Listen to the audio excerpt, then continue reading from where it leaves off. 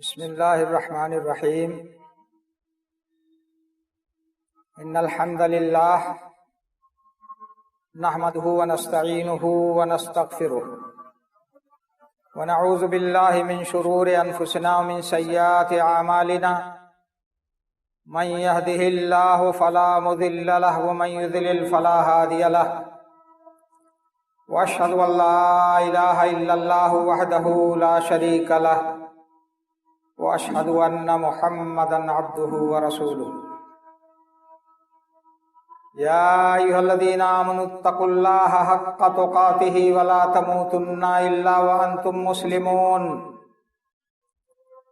يا ايها الناس اتقوا ربكم الذي خلقكم من نفس واحدة وخلق منها زوجها وبث منهما رجالا كثيرا ونساء واتقوا الله الذي تساءلون به والارحام ان الله كان عليكم رقيبا يا ايها الذين امنوا اتقوا الله وقولوا قولا سديدا يصلح لكم اعمالكم ويغفر لكم ذنوبكم ومن يطع الله ورسوله فقد فاز فوزا عظيما اما بعد فإن خير الحديث كتاب الله وخير الهدي هدي محمد صلى الله عليه وسلم وشر الأمور محدثاتها وكل محدثة بدعة وكل بدعة ضلالة وكل ضلالة في النار.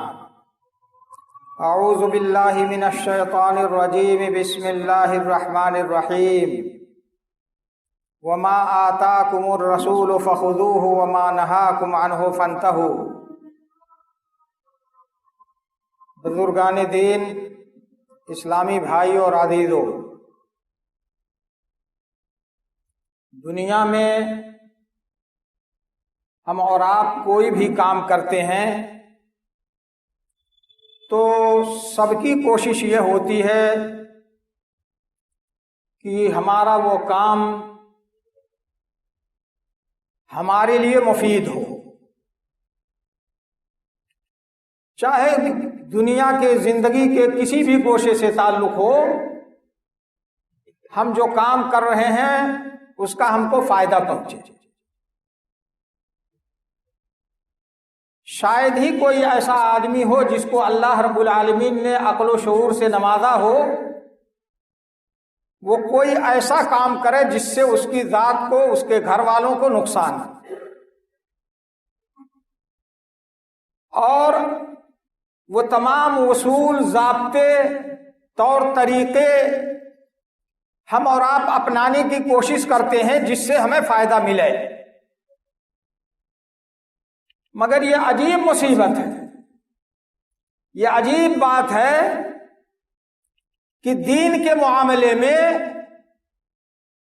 ہمیں اس کا کوئی شعور نہیں، اس کی کوئی کوشش نہیں ہوتی کہ دین کا جو کام ہم کر رہے ہیں اور یہ سمجھتے ہیں کہ ہم کو اس کا دنیاوی فائدہ بھی ہو اور اخروی فائدہ بھی ہو، اس کے لیے کرنا کیا ہے،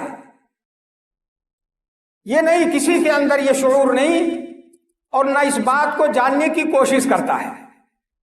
یہی وجہ ہے کہ ہم مسلمانوں کی اکثریت ایسے ایسے خرافاتی کام کرتی ہے جس کی وجہ سے صرف یہ نہیں کہ وہ عمل مقبول نہیں ہوتا، اللہ رب العالمین کے دربار میں قبول نہیں ہوتا، بلکہ ایسا کام سنت نبوی کے خلاف، قرآن اور حدیث کے خلاف ہونے کی وجہ سے راندے درگاہ بن جاتا ہے۔ اس لیے ہماری اور آپ کی اور لا الہ الا اللہ محمد الرسول اللہ کا کلمہ پڑھنے والے تمام مسلمانوں کی یہ ذمہ داری ہے کہ ہم روزہ رکھیں تو کیسے رکھیں، نماز پڑھیں تو کیسے پڑھیں، صدقہ خیرات کریں تو اس کے کیا اصول اور ضابطے ہیں، یعنی نیکی اور بھلائی کا جو کام بھی ہم کریں، ہم سب کی ذمہ داری ہے کہ پہلے یہ جان لیں کہ اس کا طریقہ کیا ہے اور اس کے شرائط کیا ہیں جس کی بنا پر وہ ہمارا کام اللہ کے ہاں مقبول ہو جائے، دنیا میں بھی ہمیں اس سے فائدہ ہو اور آخرت میں بھی رب العالمین ہمارے اس عمل کو قبول فرما کر ہمیں جنت الفردوس کا مستحق بنائے۔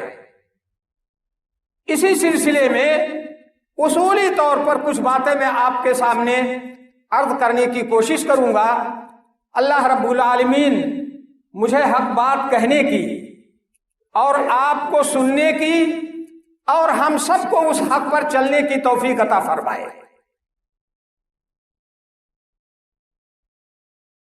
میں نے قرآن کریم کی بہت ہی مختصر آیت پڑھی ہے آپ کے سامنے۔ اللہ تعالیٰ نے فرمایا ہے وَمَا آتَاكُمُ الرَّسُولُ فَخُذُوهُ وَمَا نَهَاكُمْ عَنْهُ فَانْتَهُوا۔ رسول صلی اللہ علیہ وسلم تمہیں جو کچھ دے انہیں قبول کر لو۔ ما آتاکم، اہل علم جانتے ہیں کہ ما عام ہے، زندگی کے تمام گوشوں کو شامل ہے، شادی بیاہ، رہن سہن، گھر میں اپنے اعزاء اقربا کے ساتھ تعلقات رکھنے اور دوسروں کے ساتھ تعلقات رکھنے، عبادت کی چھوٹی بڑی تمام چیزیں، تمام قسمیں کیسے ہم ادا کریں کہ اللہ رب العالمین کے ہاں قبول ہو؟ تو اللہ تعالیٰ نے فرمایا جو کچھ تمہیں رسول صلی اللہ علیہ وسلم دے، زندگی کے کسی بھی گوشے سے متعلق، ان تمام کو لے لو، قبول کر لو، ان پر عمل کرو۔ وما نہاکم عنہ، اور جتنی چیزوں سے منع فرما دے ان سے رک جاؤ،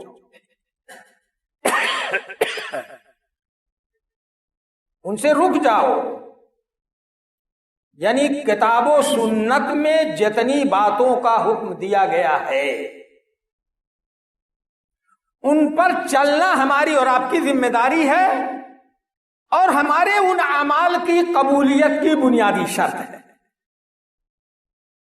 اسی طرح سے جتنی چیزوں سے پیارے نبی جناب محمد رسول اللہ صلی اللہ علیہ وسلم نے منع فرما دیا ہے، چاہے وہ ہمارے معاشرے کے موافق ہو چاہے مخالف ہو، چاہے وہ باتیں ہماری ذات سے متعلق ہوں چاہے اس کے خلاف ہوں، چاہے ان سے ہمیں خوشی ہو یا ان سے تکلیف ہو، ان کو بجا لانا، مامورات پر عمل کرنا اور منہیات سے اپنے آپ کو روک کے رکھنا، بچا کے رکھنا، یہ ذمہ داری ہماری اور آپ کی سب کی ہے۔ اور آگے فرمایا رب العالمین نے واتقوا اللہ، اور اللہ سے ڈرتے رہو۔ کیا مطلب ہوا؟ یعنی جو میں نے حکم دیا ہے رسول اللہ صلی اللہ علیہ وسلم کی لائی ہوئی تمام باتوں کو قبول کرنے کے بارے میں، ان پر عمل کرنے کے بارے میں، یا جن باتوں سے آپ صلی اللہ علیہ وسلم نے منع فرما دیا ہے ان سے رکنے کے بارے میں، ان پر بحیثیت مسلمان ہونے کے تمہیں عمل کرنا ہے۔ اور یاد رکھو اگر تم نے عمل نہیں کیا، میرا تقوی اور میرا خوف اپنے دل میں نہیں رکھا، میرے ہی پاس تو آؤ گے، میرے ہی پاس لوٹ کے آؤ گے، پھر اس کا خمیازہ بھگتنا پڑے گا۔ اس سلسلے میں بنیادی طور پر میں 3 باتیں آپ سے عرض کروں گا جو ہمارے اور آپ کے چھوٹے بڑے ہر عمل کی قبولیت کی شرط ہے۔ علماء 2 باتوں میں اس کو بیان کرتے ہیں، لیکن ذرا وضاحت کے لیے میں اس کو 3 باتیں کہہ رہا ہوں۔ کوئی بھی عمل ہمارا آپ کا، نیکی اور بھلائی کا، دین کا، اس وقت قبول ہوگا جب ہمارا آپ کا وہ عمل قرآن اور حدیث کے مطابق ہو۔ پہلی شرط، قرآن اور حدیث کے مطابق ہمارا وہ عمل ہوگا تو اللہ کے ہاں قبول ہوگا، نہیں ہوگا تو قبولیت کا درجہ نہیں ملے گا، اس کو ٹھکرا دے گا پروردگار عالم۔ دوسری شرط یہ ہے کہ وہ عمل جو قرآن سے بھی ثابت ہے اور حدیث رسول صلی اللہ علیہ وسلم سے بھی ثابت ہے، پیارے نبی جناب محمد الرسول اللہ صلی اللہ علیہ وسلم کی سنت کے مطابق ہو، آپ کے طور طریقہ کے مطابق ہو. اس لیے کہ اگر کوئی عمل قرآن اور حدیث سے تو ثابت ہے، مگر آپ کی سنت اور آپ کے طریقے کے مطابق نہیں ہے تو بھی نہیں قبول ہوگا. اور یہ جو دوسری شرط ہے کہ سنت کے مطابق ہو، اس میں 4 باتیں ہم کو دیکھنی ہیں، تب کہا جائے گا کہ سنت کے مطابق ہے. کمیت، کیفیت، زمانہ اور وقت اور جگہ. یعنی جو نیکی اور بھلائی کا کام ہم کر رہے ہیں قرآن اور حدیث سے ثابت ہے، اس میں دیکھنا ہے کہ رسول اللہ صلی اللہ علیہ وسلم نے اس عبادت کی کیا کمیت اور کیا تعداد بیان فرمائی ہے، یا تعداد نہیں بیان فرمائی ہے، اس کو مطلق رکھا ہے. تو کمیت دیکھنا ہے، یعنی تعداد وغیرہ دیکھنا ہے. دوسری چیز ہے کیفیت، کی تعداد وہی ہم ادا کر رہے ہیں جو رسول اللہ صلی اللہ علیہ وسلم کی سنت سے ثابت ہے، مگر اس میں اپنی مرضی سے ہم آگے پیچھے کر دیتے ہیں، تقدیم و تاخیر کر دیتے ہیں، تو بھی سنت کے مطابق نہیں کہلائے گا. تیسری چیز ہم کو یہ دیکھنی ہے کہ جو عبادت ہم انجام دے رہے ہیں، جو عبادت کا کام ہم اور آپ کر رہے ہیں، اس کے کرنے کا وقت کیا ہے، زمانہ کیا ہے. کیا ہم اپنی مرضی سے جب چاہیں اس کو کر لیں، اس کا ثواب مل جائے گا، جیسے چاہے کر لیں اس کا ثواب ملے گا؟ تو زمانہ اور وقت بھی دیکھنا ہے. اور چوتھی چیز اتباع سنت کے تعلق سے دیکھنا ہے جگہ، یعنی جو نیکی ہم آپ کر رہے ہیں وہ رسول اللہ صلی اللہ علیہ وسلم نے کہاں کی ہے یا کہاں کرنے کا حکم دیا ہے. یہ 4 حیثیت ہے سنت کے اتباع کی، یہ چاروں چیزیں دیکھنی ہیں. اور تیسری شرط، پہلی شرط بتائی تھی آپ کو میں نے کہ جو عبادت ہم کرنا چاہ رہے ہیں وہ کتاب و سنت سے ثابت ہو. دوسری شرط یہ کہ وہ رسول اللہ صلی اللہ علیہ وسلم کی سنت کے مطابق ہو، جس میں 4 چیزیں دیکھنی ہیں. اور تیسری شرط کہ اخلاص ہو، اس لیے کہ بعض کام قرآن سے بھی ثابت، سنت رسول سے بھی ثابت، اور سنت رسول میں چاروں چیزوں کے مطابق ہے، مگر وہ کام ہم کس لیے کر رہے ہیں؟ ریاکاری کے لیے، نام و نمود کے لیے کر رہے ہیں، شہرت طلبی کے لیے کر رہے ہیں، تو بھی وہ کام اللہ کے ہاں مقبول نہیں ہوگا. ایک مثال اب دیتا ہوں آپ کو 5 وقتہ نماز کی. جتنی عبادتیں ہیں سب کو آپ مثال میں سامنے رکھ سکتے ہیں. ایک اصولی بات میں آپ کے سامنے رکھ رہا ہوں اور مثال میں نماز کو آپ کے سامنے پیش کر رہا ہوں، اس لیے کہ نماز 5 وقت فرض ہے. یقیناً قرآن سے بھی نماز کی فرضیت ثابت ہے اور رسول اللہ صلی اللہ علیہ وسلم کی صحیح حدیثوں سے بھی اس کی فرضیت ثابت ہے. سخت تاکید ہے، اور نہ پابندی کرنے والوں کے لیے، نماز چھوڑنے والوں کے لیے سخت وعید بھی ہے. یہاں تک کہ اللہ رب العالمین نے فرمایا جہنمیوں کے بارے میں کہ ان سے پوچھیں گے، لوگ پوچھیں گے ما سلککم فی سقر، ارے بھائی تم تو دنیا میں ایسے تھے ویسے تھے، تم جہنم میں کیسے دکھ رہے ہو؟ کس چیز نے تمہیں جہنم میں داخل کر دیا ہے؟ کیا سوال ہوگا؟ جہنم میں تم کیسے آ گئے؟ کہیں گے ما سلککم فی سقر قالوا لم نک من المصلین، پہلا جواب ہوگا کہ ہم نماز نہیں پڑھتے تھے، نماز کی پابندی نہیں کرتے تھے، اس وجہ سے جہنم میں آ گئے۔ آج مسلمان سمجھتا ہے کہ ہم تو لا الہ الا اللہ محمد رسول اللہ کا کلمہ پڑھتے ہیں، جنت سے کون چیز روکے گی؟ لیکن نماز کی پابندی نہ کرنے والے کو قرآن کریم صراحت کے ساتھ کہہ رہا ہے کہ جہنم میں جائے گا۔ پہلا جواب یہی ہوگا، لم نکن من المصلین، ہم نماز نہیں پڑھتے تھے، نماز کی پابندی نہیں کرتے تھے۔ اس کے بعد اور بھی جوابات ہیں، تفصیل کا موقع نہیں ہے۔ نماز صبح کی لے لیجیے آپ، فجر کی نماز قرآن اور حدیث سے ثابت ہے۔ اب 2 رکعت فرض ہے، فجر کی نماز 2 رکعت فرض ہے۔ اب میں نے کہا کہ کمیت کے لحاظ سے اور کیفیت کے لحاظ سے تو فجر کی 2 رکعت کے بجائے ہم 4 پڑھ لیں، اس لیے کہ نماز تو نماز ہے، ثواب کا کام ہے۔ 2 رکعت پڑھنے کے بجائے 4 رکعت پڑھ لیں تو زیادہ ثواب مل جائے گا، یا 4 رکعت کی جگہ 2 رکعت کی جگہ پر فجر کی نماز ہم 1 ہی رکعت پڑھ لیں، ایسا ہم کر سکتے ہیں۔ اور اگر ہم ایسا کر لیں تو کیا اس نماز کا جس کی بڑی فضیلتیں ہیں قرآن اور حدیث کے اندر، اس کا ثواب ہم کو ملے گا؟ ہرگز نہیں ملے گا۔ تعداد اللہ کے رسول صلی اللہ علیہ وسلم نے فکس کی ہے، وہی تعداد ادا کرنی ہوگی جو آپ نے ادا کی ہے اور جس کے ادا کرنے کا آپ نے حکم دیا ہے۔ کیفیت دیکھ لیجئے۔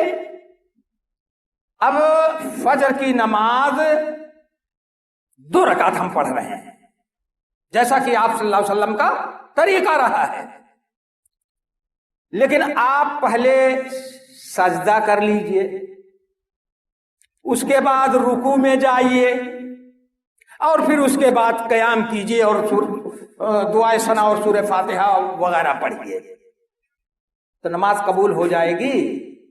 ہرگز نہیں۔ اس نماز کا ثواب ملے گا؟ ہرگز نہیں۔ کیوں؟ قرآن سے ثابت ہے، حدیث رسول سے ثابت ہے، ہم پڑھ بھی رہے ہیں، ثواب کیوں نہیں ملے گا؟ اس لیے کہ ہماری وہ نماز سنت کے مطابق نہیں ہو رہی ہے، رسول اللہ صلی اللہ علیہ وسلم کے بتائے ہوئے طریقے کے مطابق نہیں ہو رہی ہے۔ آپ نے نماز پڑھنے کا طریقہ بتایا کہ جب نماز شروع کرو تو تکبیر تحریمہ کہہ کر کے رفع الیدین کر کے نیت باندھ لو،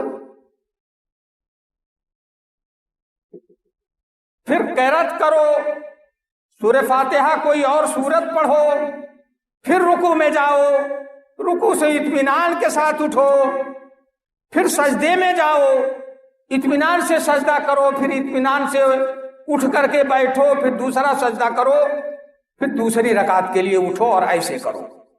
یہ طریقہ آپ نے بتایا ہے اور اسی طریقے کے مطابق آپ ادا کرتے رہے فجر کی نماز، تو ہم نے الٹ پلٹ کر دیا، ترتیب بدل دی۔ اس لیے کتاب و سنت سے ثابت ہونے کے باوجود اور سنت کے مطابق پڑھنے کے باوجود ترتیب میں مخالفت کرنے کی وجہ سے ہمیں اس کا ثواب نہیں ملے گا بلکہ گناہ ملے گا۔ تیسری چیز دیکھ لیجیے، فجر کی نماز ہم پڑھتے ہیں صبح صادق کے بعد، صبح صادق ہو جاتی ہے تب ہم فجر کی نماز پڑھتے ہیں۔ یہی فجر کی نماز میں نے بتایا تھا نا کہ تیسری شرط یہ ہے، تیسری چیز جو ہمیں دیکھنی ہے سنت کے تعلق سے، وہ وقت دیکھنا ہے کہ کون سی عبادت آپ نے کس وقت کی ہے یا کس وقت کرنے کا حکم دیا ہے۔ یہی فجر کی نماز اور اسی رسول اللہ صلی اللہ علیہ وسلم کے بتائے ہوئے طریقے کے مطابق اسی ترتیب سے ہم 2 बजे रात को पढ़ लें। 2 बजे रात तक हम टीवी देखते हैं, 3 बजे रात तक हम मोबाइल देखते हैं, हम गेम खेलते हैं या उड़िया तस्वीरों में मशगूल हैं। अब अगर सोएंगे तो नींद आ जाएगी, फजर की नमाज चली जाएगी, तो हम सोचें लाओ फजर की नमाज अभी पढ़ लेते हैं और सोते रहेंगे 10 बजे तक, 12 बजे तक। सवाब मिलेगा? हरगिज नहीं। गुनाह मिलेगा। क्यों गुनाह मिलेगा? रसूलुल्लाह सल्लल्लाहु अलैहि वसल्लम के बताए हुए वक्त की मुखालफत करने की वजह से। चलो भाई 3 बजे, 2 बजे, 4 बजे रात को ना पढ़ें, उस वक्त हम गेम से फारिग हो गए तो अब सो जाएं, और 12 बजे, 10 बजे, 11 बजे उठें तब नमाज पढ़ें। कबूल हो जाएगी वो इबादत? वो नमाज नहीं कबूल। क्यों? इसलिए कि आपके बताए हुए वक्त की हमने मुखालफत की है। चौथी चीज देखनी थी जगह। नमाज कहां पढ़ने का हुक्म है? साफ सुथरी जगह में, पाक जगह में। यही नमाज आप जाकर किसी गंदी जगह पर पढ़ें, कूड़ा करकट जहां फेंकते हैं, गंदगी जहां डालते हैं, घूर जो है उस पर जाकर के पढ़ें, तो आपकी बताई हुई जगह के खिलाफ वहां हम पढ़ रहे हैं, इसलिए वो नमाज कबूल नहीं होगी। और तीसरी शर्त मैंने बताई थी कि हमारे अंदर इखलास हो। कोई काम जो रिया और नमूद के लिए हो, शोहरत के लिए हो, वो भी अल्लाह के यहां कबूल नहीं होता। अल्लाह के रसूल सल्लल्लाहु अलैहि वसल्लम ने एक मिसाल दी थी कि एक आदमी जिहाद करता, क़यामत के दिन अल्लाह ताला के दरबार में कुछ लोगों को लाया जाएगा। एक मुजाहिद फी सबीलिल्लाह, जिसने अल्लाह के दीन की सरबलंदी के लिए जिहाद किया और शहादत नसीब की, हासिल की, अल्लाह ताला उसको बुलाएगा। मैंने तुझको जवानी दी थी, ताकत और कुव्वत दी थी, और सेहत और तंदुरुस्ती दी थी, तूने क्या किया? बंदा कहेगा रब्बुल आलमीन, तो आलिमुल गयूब है, अल्लामुल गैब है, तुझको मालूम है कि फला जिहाद मार्के में मैंने हिस्सा लिया, इतने दुश्मनों का सफाया किया, फला जगह जिहाद किया और ऐसा किया और वैसा किया। वाकई वो काम किया होगा उस बंदे ने, झूठ नहीं बोल रहा होगा, सही सही जवाब दे रहा है, मगर अल्लाह ताला फरमाएगा कज़ब्ता, तू झूठ बोल रहा है, तूने ये काम मेरी रजा के लिए नहीं किया था, तूने ये काम इसलिए किया था ताकि कहा जाए बहुत बड़ा बहादुर है, बड़ा शुजा है, बड़ा दिलीर है। तू झूठ बोल रहा है कि तूने मेरे लिए किया था। क्या होगा फिर? फरिश्तों को रब्बुल आलमीन हुक्म देंगे कि इसको ले जाओ, चेहरे के बल घसीट करके जहन्नम में दाखिल कर। जिहाद की फजीलत है, जिहाद का हुक्म है, और उसने जिहाद वाकई किया, मगर क्या नहीं किया? इखलास, अल्लाह की रजा के लिए नहीं किया, दिखावे के लिए, शोहरत तलबी के लिए किया। तो सिर्फ यही नहीं कि अल्लाह ताला उसकी वो इबादत ना कबूल करे, हुक्म होगा कि इसको जहन्नम में चेहरे के बल घसीट करके डाला। ऐसे एक आलिमी दीन और कारिए कुरान को भी दरबार इलाही में पेश किया जाएगा। अल्लाह ताला उससे भी पूछेगा, मैंने तुझे आलिम दीन बनाया था, कारिए कुरान बनाया था, हाफिज़े कुरान बनाया था, तूने क्या किया? वो आलिम और कारी कहेगा कि मैंने इतनी किताबें लिखी और इतनी लच्छेदार तकरीरें की, اتنے کانفرنسوں میں میں نے شرکت کی اور اتنے سیمیناروں میں میں نے شرکت کی اور یہ کیا اور وہ کیا، یعنی وہی کام بتائے گا جو کر چکا ہوگا دنیا میں۔ اللہ تعالیٰ اس سے بھی فرمائے گا کذبت، تو جھوٹ بول رہا ہے۔ جھوٹا کیوں قرار دے گا اللہ تعالیٰ؟ اس لیے کہ یہ کام اس نے اللہ کی رضا کے لیے نہیں کیا تھا، ریاکاری کے لیے کیا تھا، شہرت طلبی کے لیے کیا تھا۔ اس کے بارے میں بھی حکم ہوگا کہ اس کو چہرے کے بل گھسیٹ کر کے جہنم میں داخل کر۔ ایک مالدار شخص کو لایا جائے گا، اللہ رب العالمین اس سے بھی وہی سوال کرے گا کہ تجھ کو فلاں اتنی نعمتیں دی تھی، اتنی مال و دولت دی تھی، تو نے کیا کیا؟ کہا گیا اتنی مسجدیں بنوائیں، اتنے مدرسے بنوائے اور مسافر خانے بنوائے اور یہ کیا اور وہ کیا، جو کچھ کیا ہوگا سب بیان کرے گا مال کے ذریعے۔ اللہ تعالیٰ اسے بھی فرمائے گا تو جھوٹ بول رہا ہے، تو نے یہ کام اس لیے کیا تھا تاکہ لوگ کہیں، جاننے والے سننے والے کہیں بڑے سخی ہیں فلاں صاحب، فلاں بابو نے تو اتنی مسجدیں بنوائی، بہت بڑے سخی اور فیاض ہیں۔ حاتم طائی کو بھی انہوں نے پیچھے ڈال دیا، اس لیے کیا تھا تو نے، اس لیے نہیں کیا تھا کہ مسجد بنا کر کے تو میری رضامندی حاصل کرے۔ چنانچہ اس کے بارے میں بھی وہی حکم ہوگا جو پہلے دونوں آدمیوں کے بارے میں حکم ہوا، اس کو بھی چہرے کے بل گھسیٹ کر کے جہنم میں داخل کر۔ تو معلوم یہ ہوا کہ کوئی بھی عمل، کوئی بھی عبادت ہماری اللہ کے ہاں اسی وقت مقبول ہوگی جب کتاب و سنت کے مطابق ہو، پہلی شرط۔ دوسری شرط یہ کہ پیارے نبی جناب محمد الرسول اللہ صلی اللہ علیہ وسلم کی سنت اور آپ کے اسوہ کے مطابق، اور سنت اور اسوہ میں وہی چار چیزیں ہم کو دیکھنی پڑیں گی۔ اور تیسری شرط یہ کہ وہ عمل، وہ عبادت اخلاص پر مبنی ہو، ریاکاری کے لیے نہ ہو، شہرت طلبی کے لیے نہ ہو، بلکہ اس لیے ہو کہ اللہ تعالیٰ ہم سے راضی ہو جائے، تب وہ کام اللہ کے ہاں قبول ہوگا۔